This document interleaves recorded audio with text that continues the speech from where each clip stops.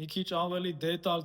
ինչ բոմ նկարած է։ Մի քիչ ավելի դետալ տեղեկություններ հայտնեմ կառուցվող Mercedes-Benz թաղամասի մասին։ Թաղամասը պատրաստ է լինելու 2028 թվականին։ Գինը ստուդիաների համար սկսվում է 1.600.000 դիրխամից, բայց կա 300 հատ բնակարան ստուդիաներ, որոնց գինը սկսվելու է 1.300.000 դիրխամից, այսինքն ով հասցրեց հիմա զանգեց ինձ բրոնյա արեց,